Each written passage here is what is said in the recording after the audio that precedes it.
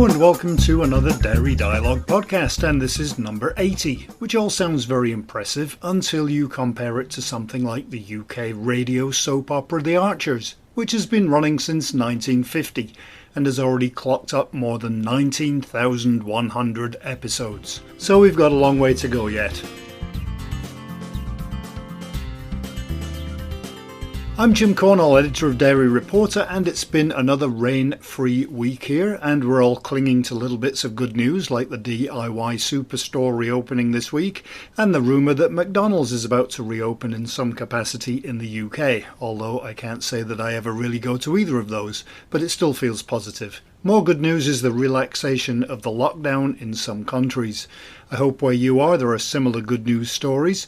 We'll get to the dairy news in just a little while, but first I'll tell you who our guests are this week. You know, this was almost a Sesame Street kind of podcast brought to you by the letter C. We have 4 guests on the show this week from Carbios, Choicelunch and Chr Hansen, which meant I could say this show is brought to you by the letter C. But I can't, because I also have an interview with Friend of the Earth and our weekly look at the global dairy markets with INTL FC Stone. So that went out of the window. So much for planning. So our guests are, in no particular order other than the order I remember them in, are Julien Biolley, Director of Business Development and Marketing at Chr Hansen, about the company's Probiotics Institute launch in the US, Keith Cosbey, COO and co-founder of Choicelunch, also in the US, Stephan, CEO of Carbios, about its exciting new enzymes for breaking down plastics for recycling, and founder and director of Friend of the Earth, Paolo Bray, about the certification of sustainable dairy products, among other products. And of course we also have our weekly look at the global dairy markets with INTL FC Stone, and this week it's with Charlie Hyland.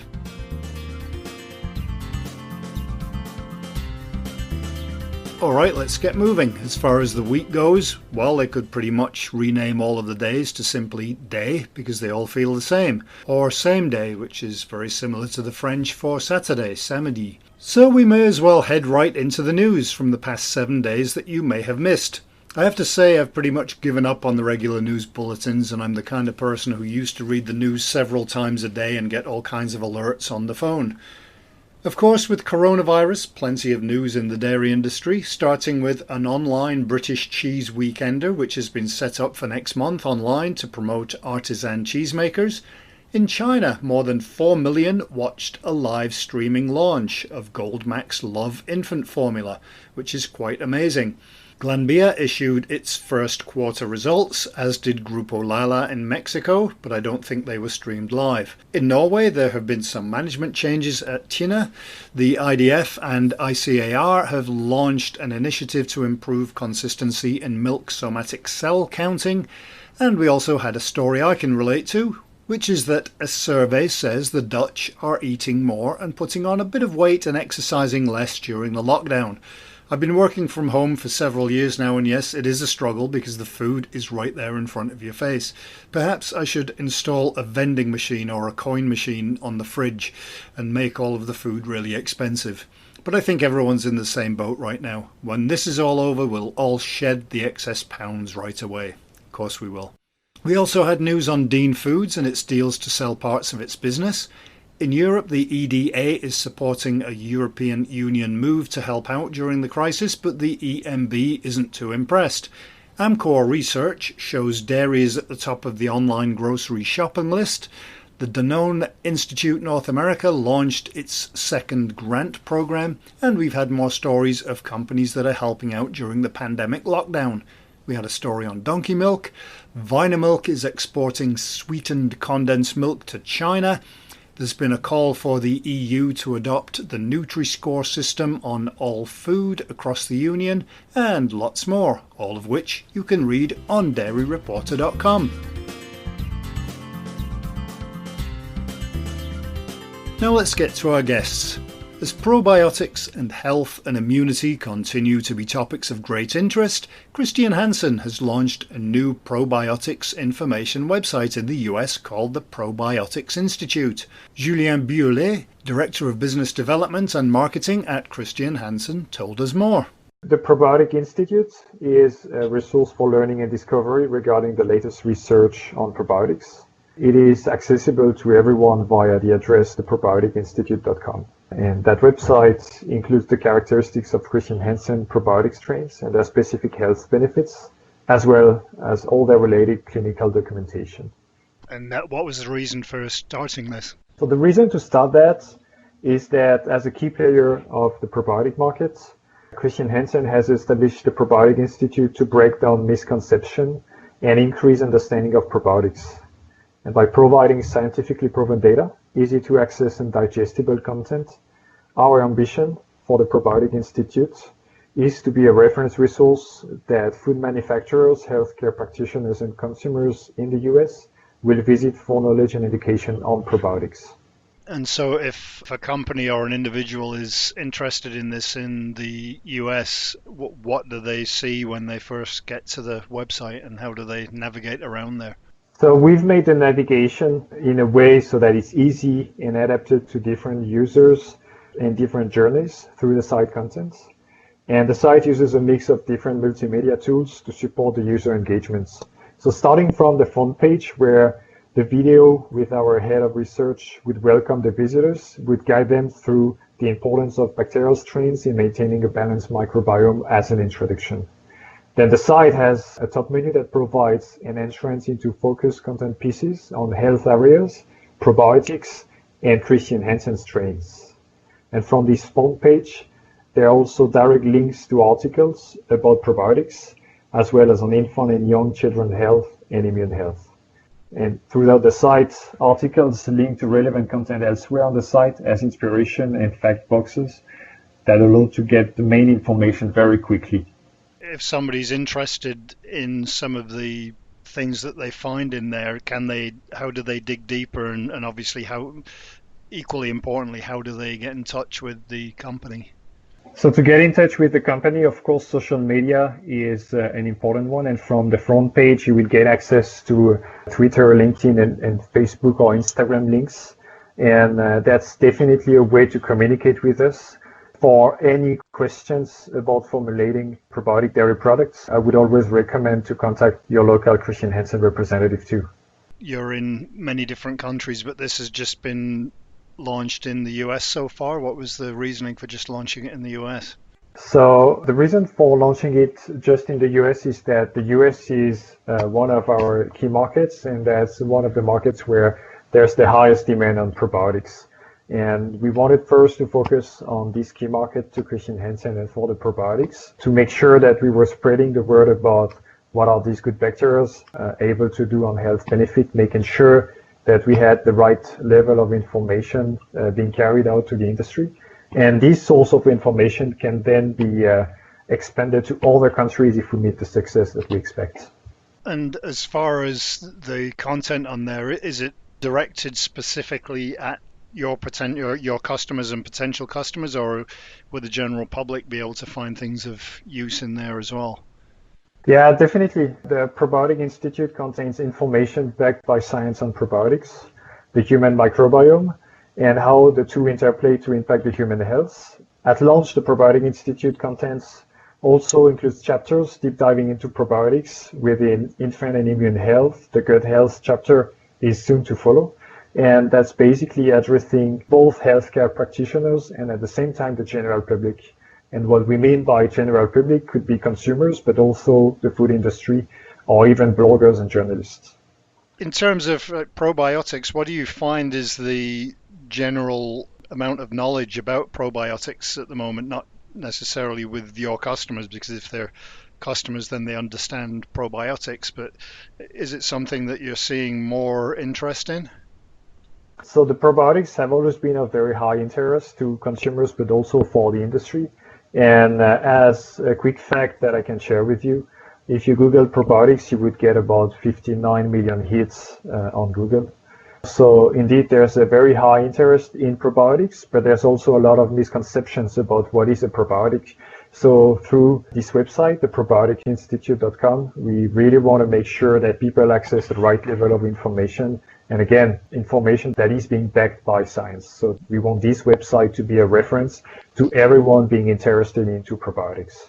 And do you think that impossible to do anything without mentioning coronavirus these days, but do you think that there's an increased interest in probiotics because of the increased interest in health and wellness and immunity right now?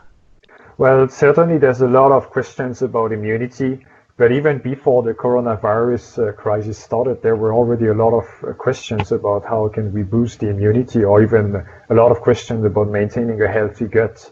So this initiative has actually started pretty long time ago in Chr Hansen, and we believe that the current situation would just make people eager to understand better from the science what is relevant for them. And will there be capacity for users of the site to leave comments and to feedback on how the site is working for them? We will actually take feedback from these social media channels that we have open, also from our customers through their discussions with our Chr Hansen representatives. And of course, we are all very open to receive feedback from the different communities who want to give us these feedbacks on the probioticinstitute.com.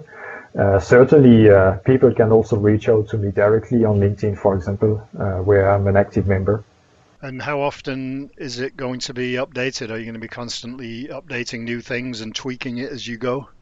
Yes, exactly. So the aim is to have this website as a living resource.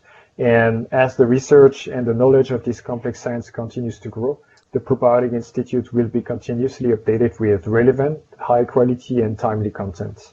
So I would invite everyone to follow the Probiotic Institute on social media, where our team posts new content on a regular basis. And of course, visit the Probiotic Institute since it's providing the most accurate and latest data available. And how quickly are you able to respond to? We live in an age where people expect an answer immediately when they've got a question. How quickly are you able to respond to those? Within a few days. We of course will have people taking the lead in answering all the questions, and it would usually take no more than a few days. And I also think it's important that it's very much an information website and not just something that's simply promotional. Exactly, that's an educational website. We are not selling anything on this website. So the goal of this one is make sure that we set up the right basis of information for everyone interested in probiotics and looking for data that has been backed with high-level clinical data. And as more information becomes available, you'll be able to add to that database and post that online as well? Yeah, for sure. As soon as there will be new research available, the website will be updated, and all the sources will also be added to this content. And I'm sure that you probably have people behind the scenes that would know more about it than I would, that would be able to analyze the data from the number of hits and all of those wonderful things. Yeah, exactly. I mean, we will be looking at the different hits and the navigations, what is triggering interest, to make sure that it is relevant, but also in the way we've designed the website, we've worked very closely with agencies that were looking at different type of conversations on the social medias, trying to figure out what is the real interest from consumers, but also from the industry. So we expect that the content from this website is meeting these needs.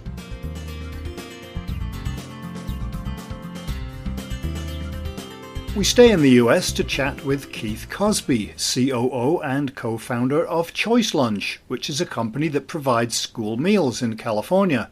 But wait, there is no school right now. So what does a company that provides school lunches do?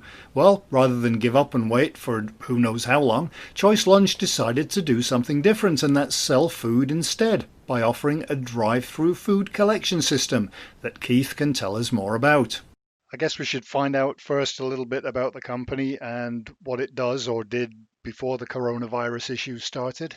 Our company is Choicelunch, and we've been around for 16 years. Three best friends from college started the business 16 years ago. We grew it to about 300 schools across the state of California, so both Northern and Southern California. We have a fleet of about 50 trucks that deliver to those 300 schools, and we deliver about 25,000 lunches a day up until March 14th.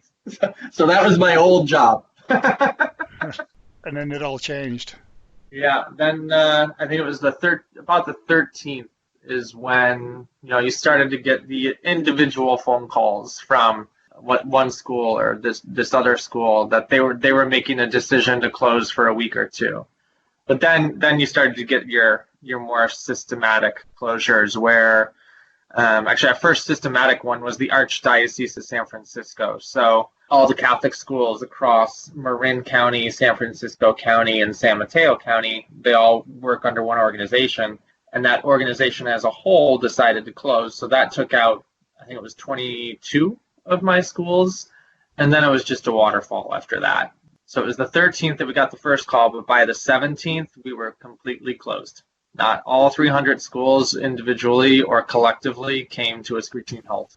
Now, I'm not from California and don't really know the way that things work there. Is the closure of schools down to the individual school or the school board, or is it the state or federal government? How is it decided that the schools will close? If the state were to say that all schools are closed, then essentially that would be the decree, right?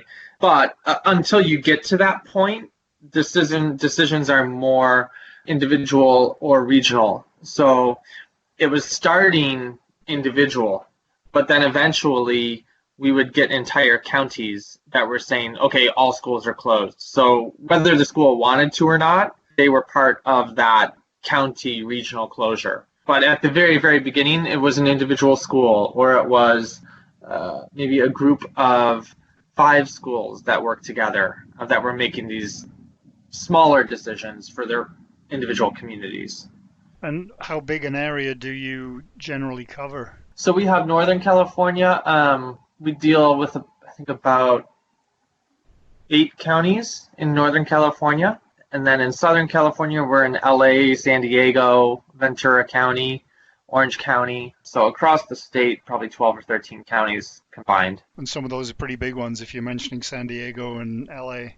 Yeah, LA is, from a geography standpoint, a vast county. San Francisco is 8 square miles, but a lot of density, but obviously nowhere near the sheer geography that we cover in Southern California. Okay, so you deliver school lunches and then all of a sudden there are no schools. What was the decision-making process as that was happening? Yeah, so the first thing is essentially ceasing the operation. And by that, I mean doing everything we can to stop the flow of products coming in, raw ingredients, because I know I'm not going to be able to use them, and I don't want to bring in a bunch of raw chicken and then have to throw it out, or something like that. So stopping as much product coming in, making the extremely difficult situation of laying off over 160 of my employees, which was very painful. I mean, in 16 years, I've never had to do anything like that. Even in the 2008, 2009, 2010 recession, we didn't have to do anything like that. So that was very painful. And just knowing that it was before all the government programs were coming out. So you didn't know yet what legislation would come to help these people that have been delivering lunches to schools and children, and my own children are at one of my schools. So that was a very tough week. But then we started thinking, once everything the dust settled, we started to think, well, now what can we do? Like, what is a need out there in the market that we could use some of our resources to try to create a niche or to fill a gap? And so how did you then transform from delivering school meals to setting up a drive-through food service? So twofold. One, and I don't know if you know this, but in Southern California, we actually got a phone call from the Orange County Emergency Task Force that's putting together a lot of infrastructure. We worked a contract with them where we're now taking care of 3 homeless shelters that have been kind of built up overnight, and we're feeding about 600 homeless breakfast, lunch, and dinner 7 days a week. So that alone was a little different for us because, typically we're a school lunch company. We operate 5 days. We don't do breakfasts. We don't do dinners, but we, within a couple of days, put together a menu, and we even have breakfast for lunch on our school lunch menu. So we're able to use some of those items for breakfast. But now we're taking care of 600 people 7 days a week that otherwise wouldn't have access to food and would also be on the streets in unsafe capacity with this pandemic out there. And then in Northern California, an opportunity like that didn't quite materialize for us, where you got that phone call and you were able to react to it. So in Northern California, we put together what we're calling the Choicelunch Pantry. Normally our school lunch company is Choicelunch. We're calling this the Choicelunch Pantry. And we have three things that we really put together. One is we had staff that wanted to work. So we laid them off, but we knew that if they were given the opportunity, they would gladly do what they could to get back to work and do something. The second thing is, as I was personally going into the grocery stores, back in February when this was first starting, I'd be in Costco or somewhere like that, and you'd see that people were almost embarrassed as they were stocking up in end of February. But in mid-March, the eyes were different. That they were nervous as people were navigating the aisles, and you could see the grocery store aisle dance as you try to maneuver past somebody, and you saw some people that honestly shouldn't even be there. If it's some elderly trying to navigate to get just their basic needs met, and you could tell they weren't comfortable being in that environment. They were unsure of their surroundings, and I could tell not everyone wanted to be in grocery stores, but you still needed to get groceries. And then the third thing is, while the grocery store, when I was personally in the stores and I was trying to buy some eggs, or I was trying to buy milk, or even chicken, when I went to Costco in mid-March, the entire cooler was void of all chicken products. No breasts, no thighs, nothing. So I was thinking, all these, a good amount of these staples, pastas, they're not on the shelves anymore. And in the school lunch world, I know that the food service supply chain is completely different from the grocery retail chain. And a perfect example is eggs. So while the grocery stores were void of eggs on a daily basis, you had to be there when they opened within the first half hour to get eggs. Choicelunch buys eggs by the 180. And there's no quick, easy way for the supply chain to take that normal box of 6 flats of 30 eggs, total count of 180, and then go sell that to your grocer, and your grocer break it down and sell it in a retail format. Like, there's no easy way for them to quickly do that. And in the food service world, where those eggs were going, places like us, school lunch companies, or hotels, or restaurants, or catering companies, they're all closed. So while grocery was in undersupply, the food service supply chain was in a massive oversupply. And so we married those three things together. People were nervous to go to the store. Food service was in an oversupply of staples. And I had people who needed to get back to work. So we just put those three things together to create the Choicelunch Pantry. And so how do you then get that produce to the consumers? So what we did is in the Choicelunch Pantry, what happens is folks will go to our website, and it's pantry.choicelunch.com, and they will pick some of these staples. So you could order eggs by the 2.5 dozen. You can order 2 gallons of milk. We also paired up with a bakery that is located in San Jose that traditionally only supplies white tablecloth restaurants. So they were almost down to no business. We joined up with them, and the folks buy these products direct from our website 2 days ahead of time. And we, in our parking lot, which normally used to be for our employees to come and park as they came to our headquarters, we now have construction cones and tables and different lanes where you pull up and you just put your name on your dashboard. So we can look through your windshield, we see your name, we go into our kitchen, we pull all your grocery staples, pop your trunk, we put the groceries right into your trunk, and you drive away with a smile on your face. Nice, quick, and easy. And are you just doing that in the one location? So we started it on March 21st at our Danville headquarters, and I happen to be sitting there right now looking out at the lot. We're opening up in about 1 hour. We should see cars lining up. But it was going so well that we opened it in our Hayward location in the East Bay, close to Oakland, our San Jose location in the South Bay, here in the Bay Area. And we also worked with, we have a community out here called Rossmore. It's about 9,000 55 and older community, but they didn't have quick, easy access to groceries. So we have a mobile truck. One of our school lunch delivery trucks is now going out there twice a week. And then we also opened a 5th location in Lafayette. It's another suburb of San Francisco, Oakland, out in the East Bay. So we're taking care, I think yesterday, almost over 400 cars across the 5 locations. It must be great for companies that maybe couldn't get their products to the consumers anymore to be able to reach out to consumers through you. Exactly. We added half and half to our menu because people are clamoring. They had plenty of ways to get coffee, but no easy way to get half and half. We have 3 types of milks. We're doing whole 2% and fat-free. Obviously, our eggs are flying off the shelf. That's our second most purchased item after produce is the eggs. Yeah, like you said, there was no real way to get the food service supply redeployed. So we were able to tap into those resources that we already had and those relationships we already had. We already had accounts with these people. We just kept ordering more of what we normally order, and then we were able to get it into the hands of the general public. I know that we're sort of putting the cart before the horse in a little way by predicting when this is all going to be over, but do you think that this is going to change the way that people buy things? Do you envisage what you're doing now has a future in terms of you being able to continue doing this kind of thing?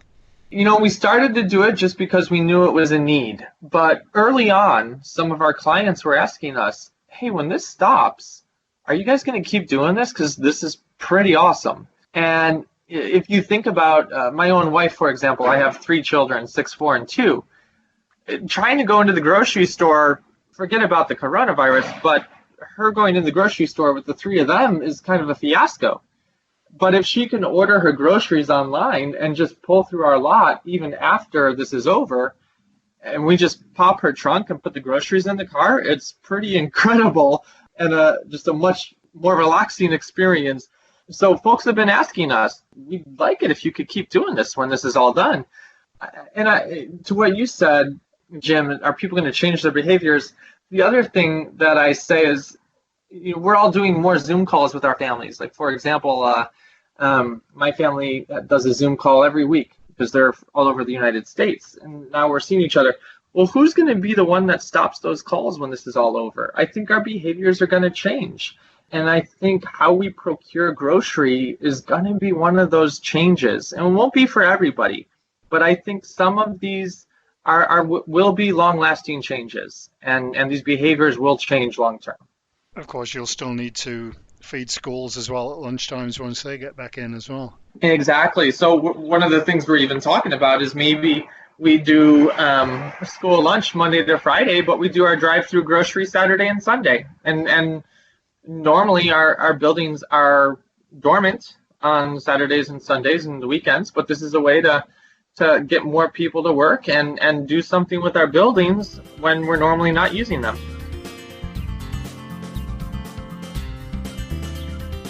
Consumers today are being met with a lot of different labels, certifying GMO-free, vegan, plant-based, sugar-free, lactose-free, farm-certified, and many more. The variation isn't just between countries, sometimes it's within a country. One organisation that's looking to change things is Milan-based Friend of the Earth, which wants to see third-party certification that's independent, international and multi-product in scope, so that it's widely acceptable and easy to be understood by consumers. To tell us more about the organisation and the plan is the organisation's founder and director, Paolo Bray. I come from 30 years experience on certifying products with lower impact on the environment. I started from the sea, so 30 years ago I started working with this program, which is called the Dolphin Safe Tuna program. which certifies tuna caught without harming dolphins. It was started by an NGO based in Berkeley, in California. And at that time, there was no use of the word sustainability. These campaigns were focused on iconic animals like whales, Greenpeace, dolphins. And then what we saw is that by certifying products, in this case tuna, as being lower impact in terms of its production, we could actually achieve important conservation results. Indeed, we managed to lower dolphin mortality by millions of dolphins, about 100,000 every year, and in the area where this killing was occurring due to the tuna industry.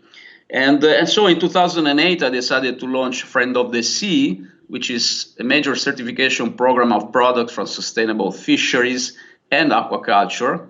And currently over 1,000 companies from 70 countries have Friend of the Sea certified products, including some major retail chains. For example, Friend of the Sea is on the omega-3 supplements of the major US retailer. And in several countries, as I said, and the audits are carried out by independent certification bodies. We are actually recognized by the national accreditation bodies, those which in the UK, for example, would be UCAS, and in other countries they have different names. So this is a further reassurance for consumers of the reliability of the certification.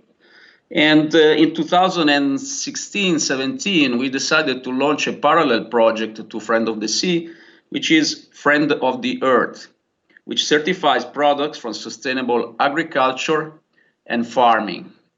So you might wonder why another certification in this field.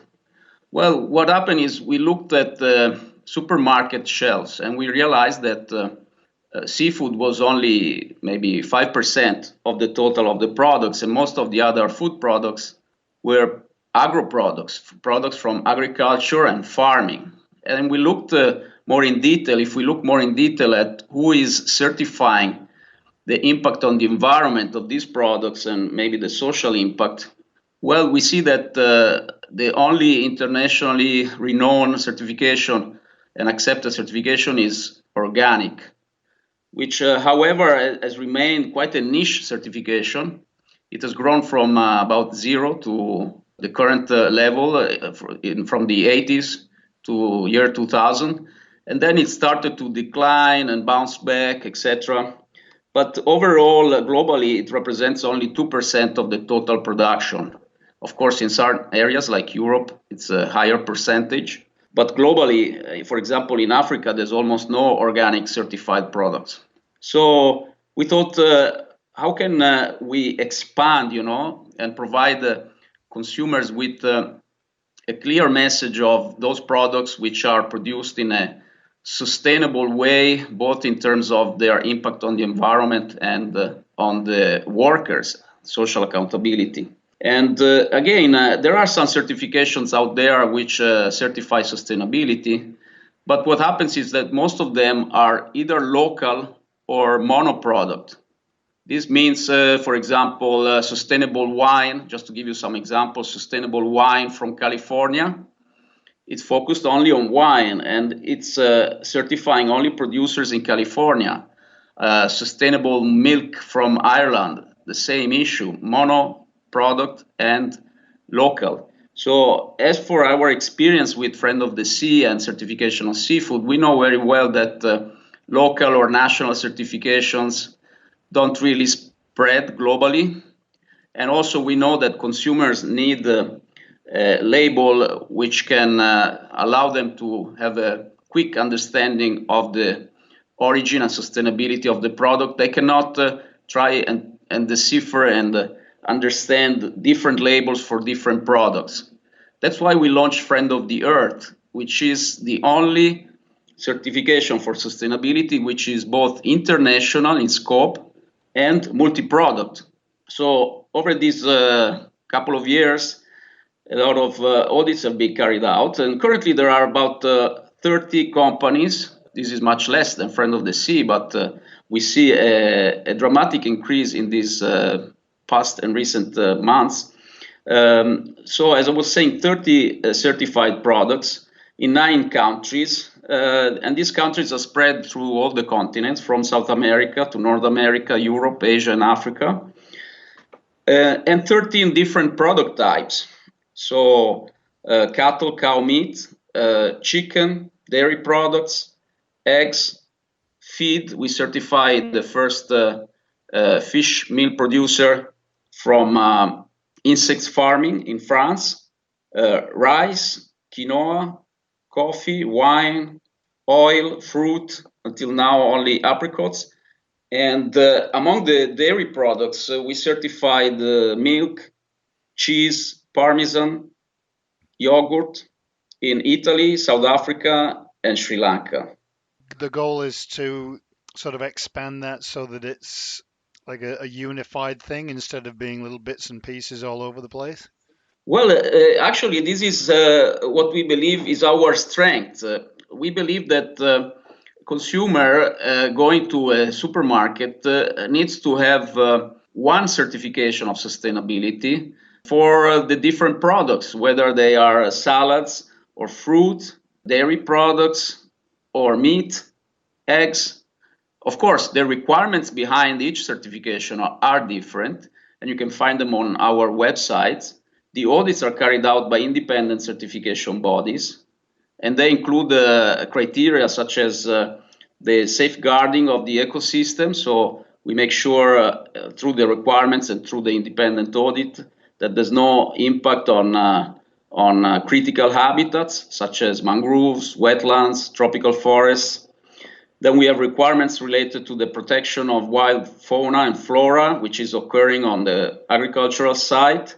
So we request a census of the species occurring on the site, of the endangered species, mitigation and conservation plans, maintenance of biodiversity corridors like trees rows. And then we have requirements related to the protection of soil and water resources, the prohibition of use of dangerous and highly toxic substances.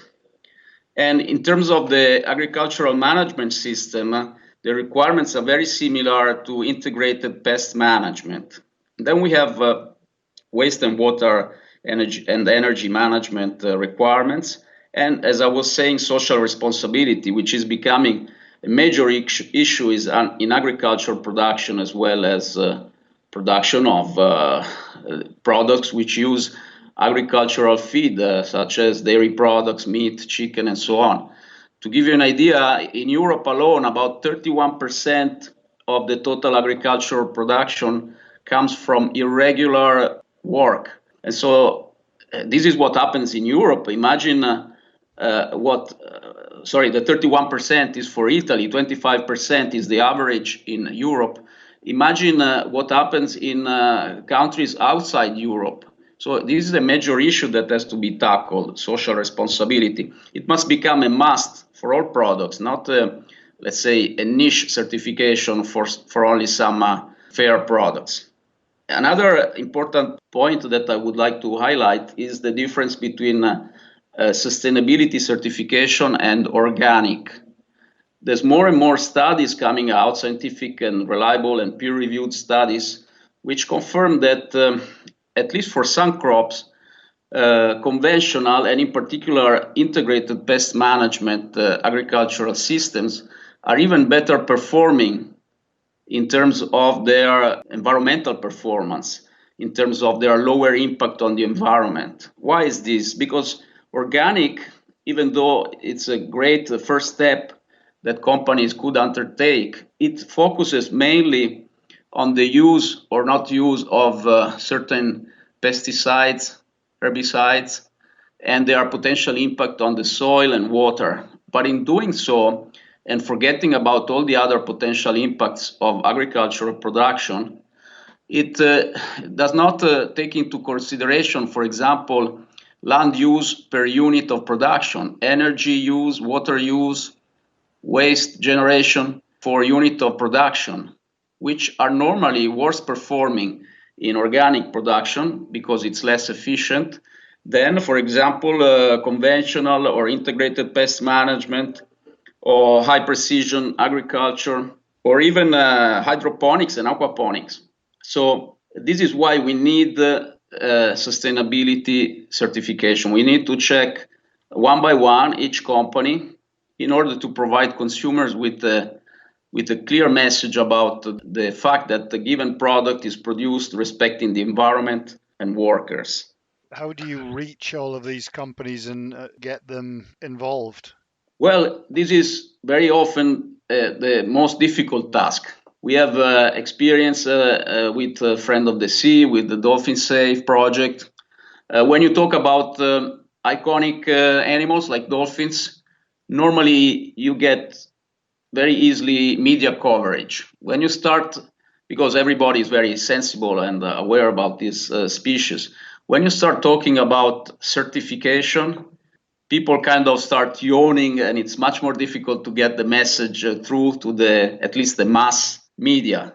However, we did that gradually. We have been out on several media, including BBC, CNBC, On Time, etc. But we also realized that the media are also very much interested about conservation activities, and that's why we have in more recent years dedicated also, as it's part of our mission, more and more of our resources to support and develop conservation projects and campaigns. This is also what differentiates us from other certifications.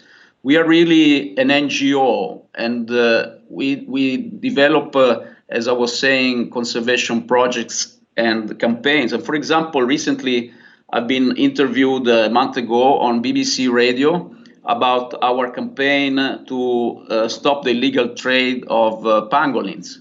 But we also have on-site projects to reintroduce endangered butterflies, endangered snails. There are several endangered snails also in Europe. So we have ex situ reproduction activities and then reintroduce them in controlled environment. And this normally generates more media coverage. But yes, it's never enough. And we do attend the major trade shows. And we do organize continuously webinars, which are attended by hundreds, if not thousands by now, of companies and media. But yes, the work is not finished. There's still a lot of space for improvement. And what's the reaction been like from companies? We can see there's a tendency from at least all the major players in the agro business, in the agricultural production and food production, to highlight their engagement for sustainability. The problem is that a lot of this is self-claims, which is like the first step toward serious sustainability. There's a need for all these producers, the big and the small ones, to accept, to open up their doors to independent third-party audits, continuously carried out over the years with surveillances and with the transparency in terms of the audit results, so that also stakeholders can intervene. For example, if a producer is claiming that it's producing sustainably, not devastating the tropical forest, for example, or other critical habitats, the whole report has to be published on the website and open to stakeholders. The auditors has to consult stakeholders to see if these claims are true. Okay, and this is what happens, for example, with our Friend of the Sea audits until now, because that's also requested by the FAO guidelines for this certification. And the auditor has to contact potential stakeholders before the audit is carried out, inform them about the audit, and they have the chance to object, to provide their inputs, etc., etc. So we're planning to do that more and more. There's already a stakeholder involvement in the Friend of the Earth certification. The audits are not yet published online, but at least there is a stakeholder involvement. So this is the difference between the generic claims and an actual verification by third party, which can make the certification reliable for consumers. So, but we feel that the change is occurring, is happening, and that companies are more and more into this state of mind, because consumers in the end through internet, and in particular after COVID, we want to know more and more what's the story behind the product and whether the company is impacting the environment or protecting it, and how it is treating its workers and the workers of its suppliers. So this is a trend which cannot be stopped, and in the end, it's very clear that sustainability is becoming a must. So consumers by default expect a product to be sustainable to the environment, to workers, and they get very surprised and annoyed if it's not, when they discover it's not the case. So it's important for companies to verify this in advance.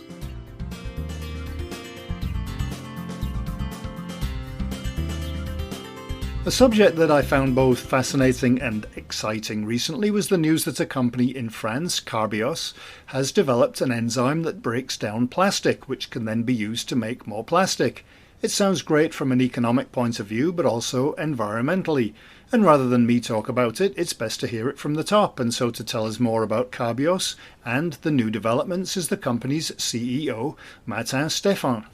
Yes, sure. So the company was launched in 2011 by a VC fund called Truffle Capital, based in Paris, who had identified a patent filed by CNRS, which is the National Center for Scientific Research in France. It's a public body. And this patent was not really exploited, let's say, or used. And they wanted to have an exclusive license on this patent. And they create, starting from that, a company called Carbios. And they asked our general manager, who is Jean-Claude Lumaret, still our general manager, to develop ideas and new technologies, starting from this patent, but also from additional ideas. What Jean-Claude did, basically, he had the idea to use biology to develop solutions for the end of life of plastics. And that's really our mission, is to do that. We are the first and only company to have brought together two sciences, enzymology on one side, which is the science of enzymes, and plastics on the other side, to develop technologies for the end of life of plastics. The company was IPO'd in 2013 to be able to fund a very ambitious collaborative R&D program, which was funded approximately 50% by Carbios, 50% by French public grants and subsidies. And out of this program, which lasted 5 years, came out two technologies. The first one is a technology which enabled PLA, which is polylactic acid, to be fully biodegradable in any condition, in any natural condition, meaning in a home compost, for example, no need of an industrial composter to decompose the PLA. So we bring an additional feature to this bioplastic, which is PLA. This technology is brought to the market by a JV called Carbios, where we have partnered with BPI France, bringing financing, and Limagrain Ingrédients, bringing their bioplastic business. So Carbios was created in 2016 to bring that technology to the market. So Carbios is Carbios' exclusive licensee for the PLA technology. The second technology is the biorecycling of PET, and this technology is brought to the market directly by Carbios and was the subject of the Nature article. And for that technology, we have very prestigious partners, like together with L'Oréal, the cosmetic company, we launched last year a consortium of brand owners with Nestlé Waters, PepsiCo, and Suntory Beverage and Food, which is Lucozade in the UK. And those brand owners want to have our technology on the market the sooner the better, because they have committed to use more and more recycling material in their packaging.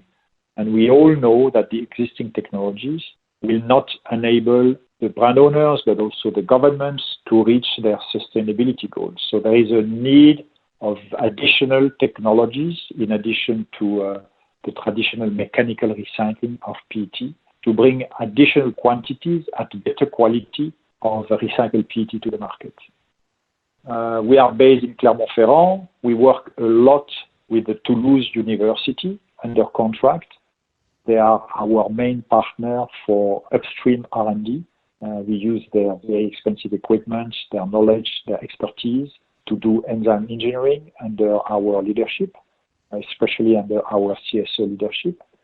And we have in Clermont-Ferrand a laboratory, offices, and a pilot plant. And we will start building this year a demonstration plant in Lyon, south of Lyon, to demonstrate, not really to produce, but to demonstrate that our process is scalable at large industrial scale. And by large industrial scale, I mean up to 150,000 tons per year. So that's the goal for the first industrial plant. I'm not saying that that will be the size of the first industrial plant, but at least we want to demonstrate initially that we could license up to 150,000 tons of PET production for the first plant.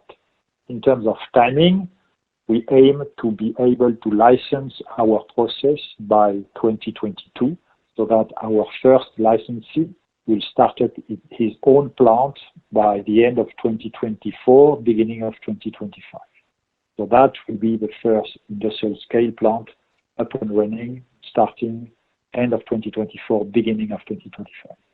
And obviously there are two aspects to this. Firstly, there's the breakdown of the materials with the enzyme, and then you have to be able to use what you've broken down to be able to create new products. So will one facility do all of that, or will it be two separate components? A pretty good question. To take advantage of the existing infrastructure, our concept is a plug-and-play concept. So we will plug a Carbios unit onto an existing PET production line. So we have no intention to reinvent the way to polymerize PET. We just want to plug a Carbios unit and to inject our monomers directly into the PET plant, so that the PET producer will continue to do his job, which is to make PET, but instead of using raw material coming from petrochemicals, he will have the possibility to use, in addition, raw materials coming from waste. So that's really the concept. And will there be a time when the entire process can be run from waste? If the availability of waste is sufficient, because if you look at today, the efficient side of a PET plant, I would say it's something like the largest plant being built today in the US is an 800,000 tons plant of PET. I don't know if they have 2 or 3 lines. So it's huge plants because they have a lot of experience, the PET industry. They have at least 40 years of experience, if not more, and they have hundreds of million tons of experience.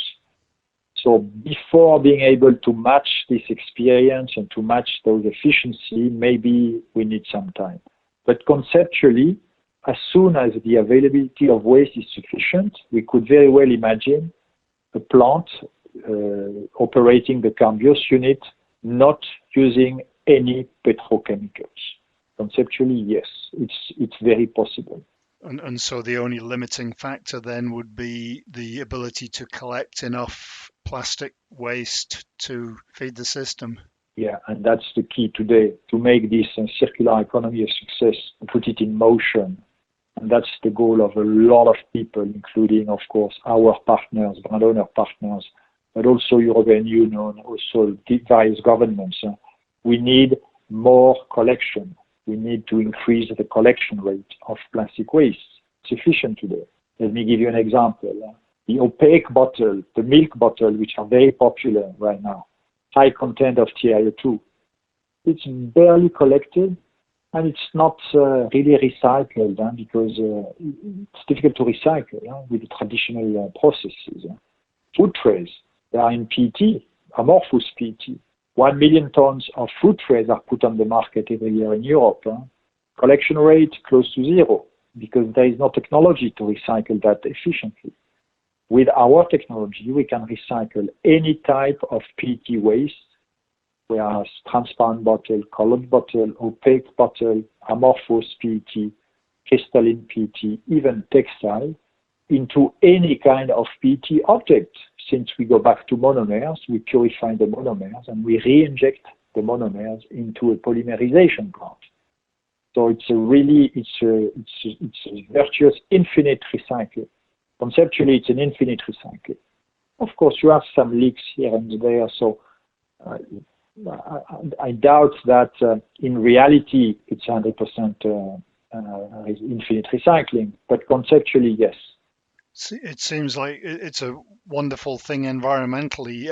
In terms of the amount of plastic that's out there, and everybody's trying to reduce plastic and to recycle plastic. I guess there would be sort of two streams of plastic. There would be the household waste and industrial waste that we are able to siphon off into this, but then there's also the amount of plastic that's just lying around globally in oceans and in the environment. How do we get that into the system as well? Because that's obviously a little more difficult to do. Well, it's a collection issue. So, of course, what we say is that by bringing our technologies to the market, we will contribute to reducing plastics pollution, because we give value to wastes which today have low or no value. So instead of ending up in the environment, they will end up in a plant operating the Carbios process.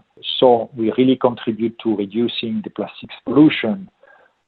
And what is not acceptable is those 9 million tons of plastic ending up in the ocean every year. So we must stop that because it's just not acceptable anymore.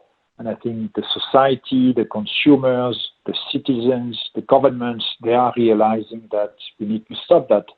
But we cannot, and we will not stop the usage of plastics, because plastic, they bring a lot to the society. What is the issue is not plastics. The issue is plastic waste, as you said. So we need to turn off the tap of plastics pollution. I think it is more important than trying to collect those unfortunate waste plastic which has ended up in the environment. It's possible, but it will cost a fortune probably. In terms of the companies that will, once this is in an industrial scale, will it be comparable price-wise? Well, that's the goal. I'm not saying that will be the case as of day one, because as I said, the PET industry, they have 40 years, 50 years of experience and hundreds of millions of tons of experience, so they have super optimized their process. We are not there yet, but we are a bit more expensive than virgin PET, but we are not 10 times more expensive by far. And today, if you look at the price of recycled PET with mechanical technologies, mechanical process, it's at least 400 euro tons above virgin PET. Why that? Because there is huge demand for recycled PET and there is no supply, not enough supply. So I'm convinced that the price of recycled PET will remain above virgin PET for several years until the sales to capacity ratio of this industry will find an equilibrium. But it's not the case. Today, the best estimate I've seen are for 3 million tons supply shortage by 2023 in recycled PET. So the market needs badly new technologies to increase volumes, but they will have to pay at the beginning, to pay not a premium, it's market price, because demand is high, supply is not there, so price goes up. Clearly something that's of great importance when you have the support of so many large companies that want to invest and want to participate in the project. It helps a lot because they bring, of course, expertise which we don't have, like technical expertise in plastics converting, for example.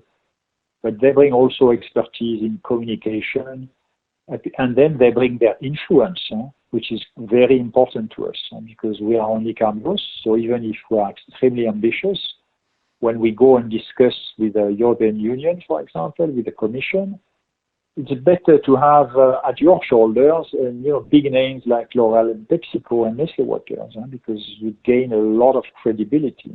And we also gain credibility with our other partners, like our enzyme partner, Novozymes, the world leader in the enzyme industry. They agreed to develop, to scale up the production of our proprietary enzyme.